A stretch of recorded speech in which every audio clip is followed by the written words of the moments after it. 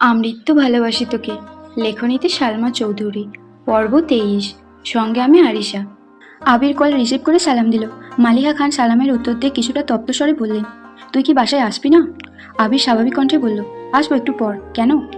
রাগান্বিত কণ্ঠে মালিহা খান বলে উঠলেন, তোরা ভাই বোন মিলে কি শুরু করেছিস? তুই বাহিরে বাহিরে থাকিস, তানভীর নির্বাচনের ভেজালে 12টার আগে বাসায় ফেরে না। এদিকে তোর বোনের 1-2 দিন পর পর কি হয়ে যায়, খাই না কিছু না। তোরা যদি রাতে নাই খাবি তাহলে বলে রাখতে পারিস না, আমরাও তোদের জন্য আর রান্না করব না। আবির হেলান থেকে উঠে মেরুদণ্ড সোজা করে বসলো। নীরেট কণ্ঠে শুধালো, মেঘ খায়নি? মালিহা খান সহসা উত্তর দিলেন, না। আবির গম্ভীর কণ্ঠে বলল, তুমি শুয়ে পড়ো, আমি আসছি।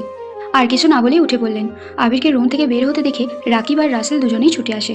অন্যান্য দিন কাজ শেষ করে 10টা 10 থেকে 30-এর মধ্যেই চলে যায় সকলে, কিন্তু আজ আবিরের মুড অফ দেখে তারা কাজ শেষ করেও বসে আছে। আবিরকে কিছু বলার সাহসও পাচ্ছিল না। রাকিব স্বাভাবিক কণ্ঠে বলল, চল আমি তোকে দিয়ে আসি।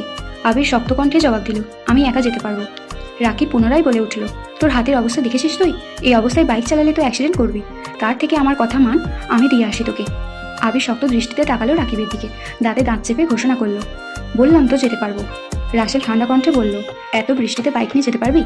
আবির আর কিছুই বলল না, বড় বড় পা ফেলে অফিস থেকে বেরিয়ে গেল। টানা 2 ঘন্টার উপরে ভারী বর্ষণ হচ্ছে, যার ফলে ঢাকার রাস্তাঘাটে পানি জমে একাকার অবস্থা। মাথায় হেলমেট পর্যন্ত নেই, চোখ মেলে দেখার অবস্থা নেই, তবুও বাইক থামছে না 1 সেকেন্ডের জন্য। বৃষ্টির পানি এতটাই ঠান্ডা, মনে হচ্ছে ফ্রিজ থেকে বের করে কেউ বরফের পানি ঢালছে। আপাদমস্তক ভিজিয়ে বাড়ি ঢুকলো আবির। ডাইনিং রুমে কেউ নেই। সিঁড়ি দিয়ে উঠে সোজা নিজের রুমের দিকে হাঁটে। 5 মিনিটে ফ্রেশ হয়ে একটা ধূসর রঙের টি শার্ট আর ট্রাউজার পরে রুম থেকে বের হয়। সঙ্গে সঙ্গে হাঁটা দেয় মেঘের রুমের দিকে। মেঘের দরজার সামনে এসে বাম হাতে দরজা ধাক্কা দিল। অনবরত ঘুষির কারণে ডান হাতে তেমন শক্তি পাচ্ছে না। তারপর আবার হাতের ওপর জোর দিয়ে বাইক চালিয়ে এসেছে। দরজা খুলতেই চোখ পড়ে ফাঁকা বিছানায়। কেন জানি বুকটা ছ্যাঁত করে উঠল। ভিতরের দিকে দেখার চেষ্টা করলো। টেবিলের উপর ফোন ল্যাপটপ পড়ে আছে, কিন্তু অষ্টাদশীর কোথাও নেই। আবির রুমে ঢুকে বারান্দা সহ সব জায়গায় খুঁজলো, কোথাও নেই। রুম থেকে বেরিয়ে সারা বাড়ি চক্কর দিল, তবে কোথাও মেঘকে পেল না। মিমের রুমের সামনে দাঁড়িয়ে আস্তে করে ডাকলো। সঙ্গে সঙ্গে মিম দরজা খুললো। একগাল হেসে বলল, ভাইয়া কিছু বলবেন? আবির উদ্বিগ্ন কণ্ঠে শুধালো, মেঘ কোথায়? মিম স্বাভাবিকভাবে উত্তর দিল, আবু তো রুমে, সে যে খাবে না বলে রুমে গেল, আর তো বেরই হতে দেখিনি। আবিরের চোখ মুখে চিন্তার ছাপ। গভীর কণ্ঠে শুধু বলল, ঠিক আছে। আবির আবারও মেঘের রুমে গেল। সব জায়গায় পুনরায় দেখলো, কোথাও নেই। মাথা গরম হয়ে যাচ্ছে আবিরের। চোখে মুখে উদ্বেগের মাত্রা বাড়ছে। রুম থেকে বের হয়ে নিজের রুমের দিকে যাচ্ছে, ফোন রেখে এসেছে নিজের রুমে। হঠাৎ চোখ পড়ে সিঁড়ির দিকে। মনের অজান্তেই বলে ওঠে, ও ছাদে যায়নি তো? কোনো কিছু না ভেবে ছুটে যায় ছাদের দিকে। ছাদের দরজাটা বাতাসে একবার খুলছে, একবার বন্ধ হচ্ছে। আবির দরজা ধাক্কা দিয়ে ঘাড় ডানে বামে ঘুরিয়ে ছাদ দেখার চেষ্টা করছে। ভারী বর্ষণের ফলে ছাদেও পানি জমে আছে অনেকটা। পাইপ দিয়ে গিয়েও যেন কুলাতে পারছে না। সাথে বৃষ্টির ছিটে ফোঁটা পড়ছে আবিরের শরীরে। কোথাও কাউকে চোখে পড়ছে না। আবির বৃষ্টির মধ্যেই পা বাড়ালো ছাদে। কিছুক্ষণ পরপরই বিদ্যুৎ চমকাচ্ছে। আবির ছাদের চারপাশ দেখছে ঘুরে ফিরে। হঠাৎ বিদ্যুৎ চমকানোতে আবিরের দৃষ্টি পড়ে। রেলিং ঘেঁষে ছাদের ফ্লোরে পড়ে আছে অষ্টাদশী। ছাদের সাইড দিয়ে যাওয়া পাইপের উপরে পড়ে আছে মাথা। শরীরের বাকি অংশ ছাদের ফ্লোরে জমার পানির মধ্যে পড়ে আছে। আবির অকস্মাৎ চিৎকার দিয়ে উঠল, মেঘ! এক মুহূর্তে দৌড়ে গেল মেঘের কাছে। অজ্ঞান হয়ে পড়ে আছে আবিরের প্রণয়িনী। আবিরের হাত কাঁপছে, তবুও জাপটে ধরল মেঘের পিঠ বরাবর। সহসা অষ্টাদশী ঘাট থেকে মাথা পর্যন্ত আঁকড়ে ধরল নিজের প্রশস্ত বুকে। মেঘের শরীর বরফের ন্যায় শীতল হয়ে আছে, শুধু মাথা একটু একটু গরম। আবির কয়েকবার আকুল স্বরে মেঘকে ডাকলো, কিন্তু মেঘ নিস্তেজ হয়ে পড়ে আছে। মেঘের এই অবস্থা দেখে আবিরের সমগ্র পৃথিবী ঘুরছে। বৃষ্টির পানি বরাবরই মানুষের উপকারে আসে। সাধারণত বৃষ্টিতে ভিজলে কেউ বেহুশ হয় না, তবে যদি সেই মানুষটা অতিরিক্ত চিন্তা বা মানসিক চাপে থাকে, তবে শরীরের তাপমাত্রা কমে একটা সময় অজ্ঞান হয়ে যেতে পারে। মেঘের ক্ষেত্রে ঠিক এই ঘটনাটাই ঘটেছে। এক আকাশ অভিমান জমেছিল মনে, তার প্রতিফলন ঘটল এইভাবে। আবির সহসা দুহাতে কোলে তুলে নিল মেঘকে। সিঁড়ি দিয়ে হাঁটছে ঠিকই, কিন্তু দৃষ্টি তার অষ্টাদশীর মূলের মুখের পানি। আবিরের চোখ বেয়ে 2 ফোঁটা অশ্রু গড়িয়ে পড়ল অষ্টাদশীর গালে। দুজনের শরীর বেয়ে অজরে পানি পড়ছে। দীর্ঘ পা ফেলে করিডর দিয়ে হেঁটে মেঘের রুমে ঢুকলো। ফ্লোরে বিছানার সাথে হেলান দিয়ে মেঘকে বসিয়ে দিল। টাওয়েল এনে হাত মুখ আর মাথাটা কিছুটা মুছে দিল। সঙ্গে সঙ্গে রুম থেকে বের হয়ে নিজের রুমে গিয়ে বাইকের চাবি আর হেলমেট নিয়ে ছুটে গেল নিচে। মাহিলা খানের দরজার সামনে ভেজা শরীর নিয়ে দাঁড়িয়ে ডাকছে। দুবার ডাকার পরই হালিমা খান দরজা খুললেন। আবিরের জলসিক্ত শরীর দেখে চিন্তিত স্বরে শুধালেন, ভিজে আসছিস? আবির তপ্ত স্বরে বলল, মামুনি তুমি একটু মেঘের রুমে যাও, ওর অবস্থা ভালো না। আপাতত বাড়ির মানুষকে ডেকো না, আমি ডাক্তার নিয়ে আসছি। একদমই কথাগুলো বলল আবির। হালিমা খান আঁতকে উঠে বললেন, কি হয়েছে? আবির চলে যেতে নিয়ে দ্বিতীয়বার ঘাড় ঘুরিয়ে বলল, আর হ্যাঁ, ওর শরীরটা একটু ধুয়ে দিও। আবির ছুটল দরজার দিকে। হালিমা খান দ্রুত পায়ে সিঁড়ি দিয়ে উঠতে ব্যস্ত হলেন। চোখে তার পানি টলমল করছে। একমাত্র মেয়ে বলে কথা। মেয়ের মুখ গোমরা থাকলেই যেখানে চিন্তায় পড়ে যান হালিমা খান, সেখানে মেয়ে অসুস্থ হলে হালিমা খানের মাথায় আকাশ ভেঙে পড়ে। 20 মিনিটের মধ্যে আবির ডাক্তার নিয়ে চলে আসলো। ডাক্তারকে রেনকোট দিয়েছে ঠিকই, কিন্তু আবিরের সর্বাঙ্গ ভেজা। মেঘের রুমের সামনে দাঁড়িয়ে গলা খাঁকড়ে দিল আবির, নরম স্বরে বলল, আসবো? হালিমা খান কাঁদো কাঁদো কণ্ঠে বললেন, আয়। আবির ঢুকলো। আবিরের পিছনে ডাক্তারও মেঘের রুমে ঢুকলো। আবিরের গা থেকে পানি পড়ছে ফ্লোরে, কিন্তু সেদিকে তার ভ্রুক্ষেপ নেই। তার দৃষ্টি অষ্টাদশীর মুখের পানি। ডাক্তার 10 সেকেন্ড মেঘকে দেখলো কিনা। আবির উদ্বিগ্ন কণ্ঠে শুধালো, ওর কিছু হবে না তো? ডাক্তার স্বাভাবিক কণ্ঠে বললেন, তেমন কোনো সমস্যা নেই, বেশিক্ষণ বৃষ্টিতে ভিজেছে মনে হয়, তাছাড়াও হয়তো কোনো মানসিক চাপে আছে, তার জন্য এমনটা হয়েছে। কিছুক্ষণের মধ্যে জ্ঞান ফিরে আসবে। আমি কিছু মেডিসিন লিখে দিচ্ছি, জ্ঞান ফিরলে খাইয়ে দিও। যদি জ্ঞান না ফিরে তাহলে পরবর্তীতে জানিও একটা স্যালাইন করতে হবে। জ্ঞান ফিরলেও কিছুদিন একটু রেস্টে রাখবে। কোনো প্রকার মানসিক চাপ দিও না। ডাক্তার প্রেসক্রিপশন লিখে আবিরের হাতে দিল। আবির ঔষধগুলোর নাম পড়ে টেবিলের উপর প্রেসক্রিপশন রেখে ডাক্তারকে নিয়ে বেরিয়ে গেল। ভেজা শরীরে পুনরায় বাইক দিয়ে ডাক্তারকে বাড়ি পৌঁছে দিয়ে ওষুধগুলো কিনে নিয়ে আসলো। নিজের রুমে গিয়ে 1 মিনিটের ড্রেস পাল্টে শুকনো কাপড় পরে মেঘের রুমে আসছে। মেঘ তখনও অজ্ঞান অবস্থায় শুয়ে আছে। হালিমা খান মেঘের হাতে পায়ে তেল মালিশ করে দিচ্ছে, কান্না করছেন আর বারবার মেঘকে ডাকছেন। মেঘের মাথার নিচে একটা টাওয়েল দিয়ে রেখেছেন। আবির ঔষধগুলো টেবিলের উপর রেখে মেঘের ওয়ার্ড্রবের একটা ড্রয়ার খুলল। একটাতে জামাকাপড়, দ্বিতীয় ড্রয়ার খুলতেই চোখে পড়ল সকল ইলেকট্রনিক জিনিসপত্র। এখান থেকে হেয়ার ড্রায়ার বের করে নিল আবির। মেঘের কাছে দাঁড়িয়ে হালিমা খানকে বললেন, মামনি তুমি ওকে একটু ধরে বসো। আবির নিজে হেয়ার ড্রায়ার ঘুরিয়ে ঘুরিয়ে চুল শুকাচ্ছে মেঘের। কোমর ছাড়ানো চুলগুলো ভাগ ভাগ করে শুকাতে কিছুক্ষণ সময় লাগলো। পুনরায় মেঘে শুয়ে হাতে পায়ে তেল মালিশ করতে লাগলো দুজনে। হালিমা খান আবিরকে শীতল কণ্ঠে বললেন, বাবা তুই একটু বস, আমি তো চাচ্চুকে বলে আসি। মাঝরাতে ঘুম ভাঙলে তো উনি আবার চিন্তায় পড়ে যাবেন। আবির গম্ভীর কণ্ঠে বললেন, মেঘের এই অবস্থার কথা বলো না, শুধু শুধু চিন্তা করে শরীর খারাপ হবে। হালিমা খান ঠিক আছে বলে চলে গেলেন। হালিমা খান রুম থেকে বেরিয়ে যেতেই আবির মেঘের সন্নিকটে বসলো। মেঘের বাম হাত বাড়িয়ে বুকের সাথে মিশিয়ে ওষ্ঠ এগিয়ে নিল মেঘের কানের কাছে, গুনগুন করে বলল, এখানে একটা গান গিয়েছে আবির, मैं सिर्फ तेरा रहूंगा तुझसे है वादा ये मेरा तू मांग ले मुस्कुरा के मेरा प्यार हक है तेरा। তারপর অষ্টাদশীর কপালে আলতো করে একটা চুমু দিয়ে বিছানা থেকে উঠে পড়ল। চেয়ার টেনে বসলো বিছানার পাশে। তারপর হাতে তেল নিয়ে মালিশ করতে লাগলো মেঘের হাতে। কিছুক্ষণের মধ্যে হালিমা খান ফিরে আসলেন।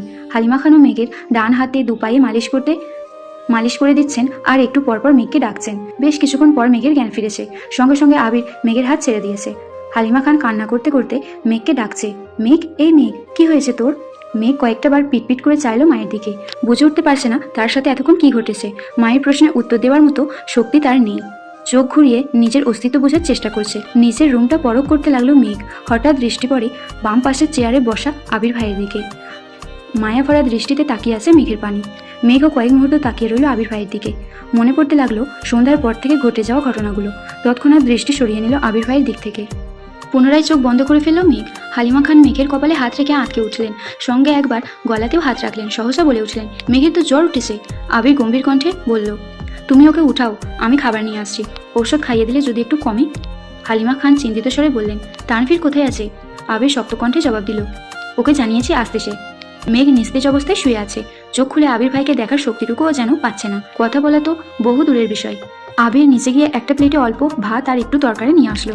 হালিমা খান মেঘকে কোনো রকমে উঠিয়ে খাটের সাথে হেলান দিয়ে বসিয়ে নিজে ধরে রেখেছেন। আবির ভাত মাখিয়ে মুখের সামনে ধরে ছোট করে বলল, হাঁ কর। পুরুষালী কণ্ঠে কিছুটা কেঁপে ওঠে মেঘ।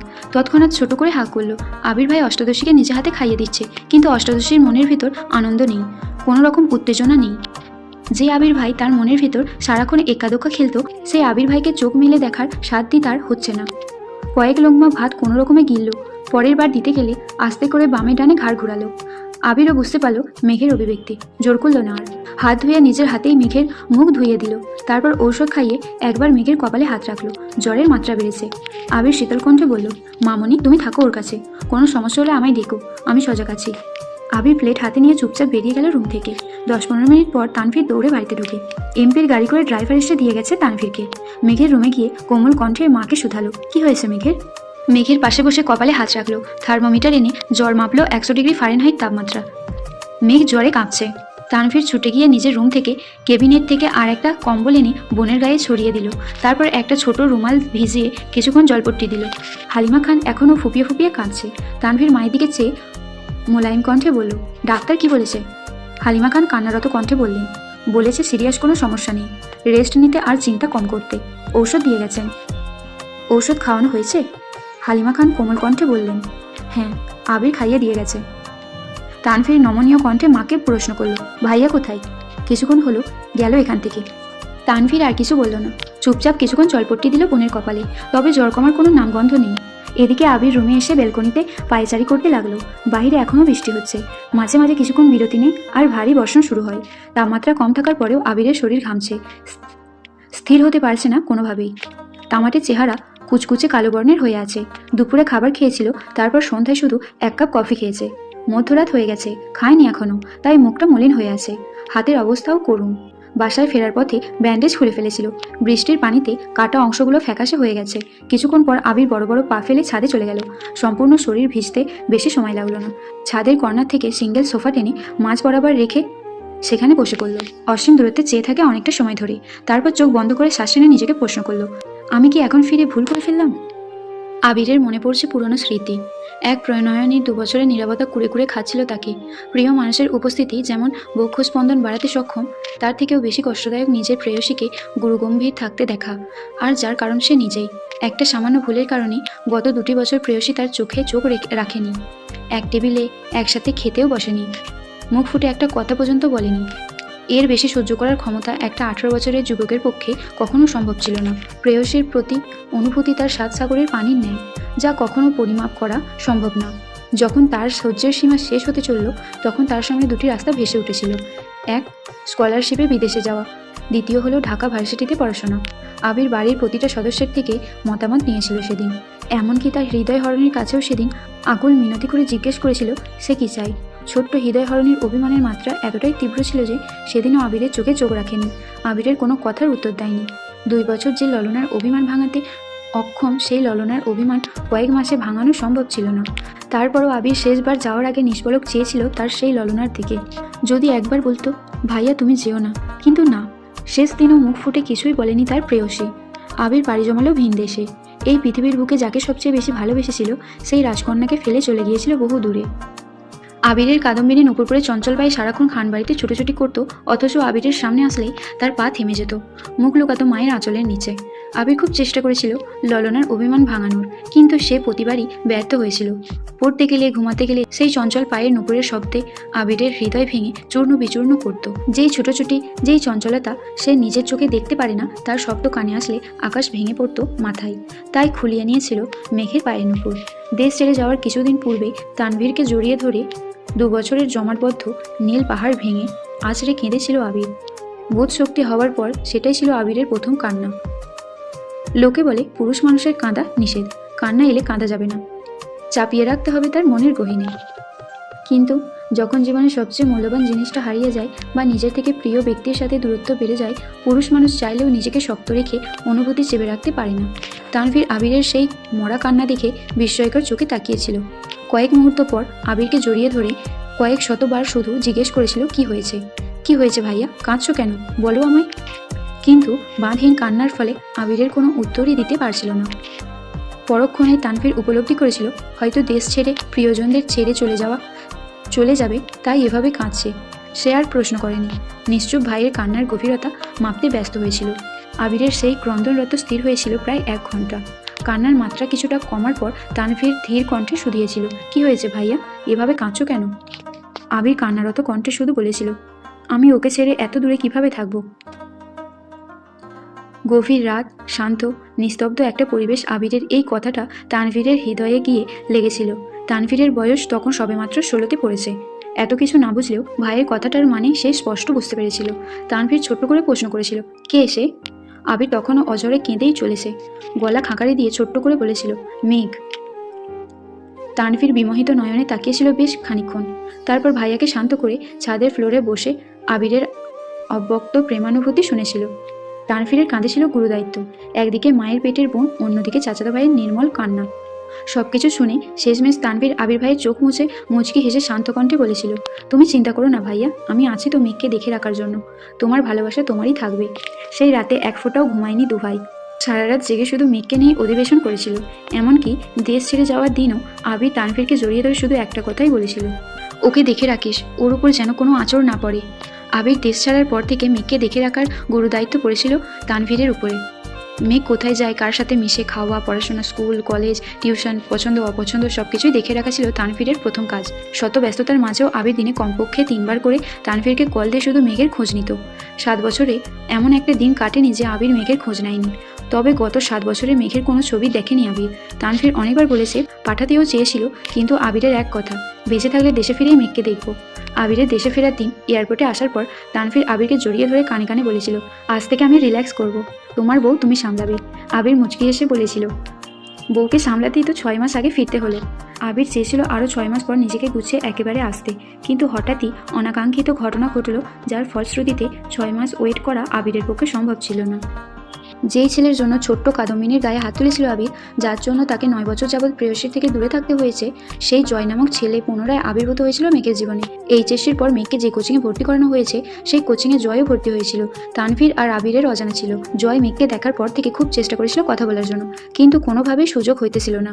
কোচিং থেকে আবিরকে তা জানানোর পর ছেলের ব্যাচ টাইমিং চেঞ্জ করে দিতে বলেছিল আবির। তারপর তানভীরও কয়েকদিন মেঘকে কোচিংয়ে দিয়ে আসছে এবং নিয়ে আসছে, কিন্তু তাতে কোনো লাভ হয়নি। এই ছেলে মেঘের ব্যাচ টাইমের আগে পরে কোচিংয়ের সামনে দাঁড়িয়ে থাকতো।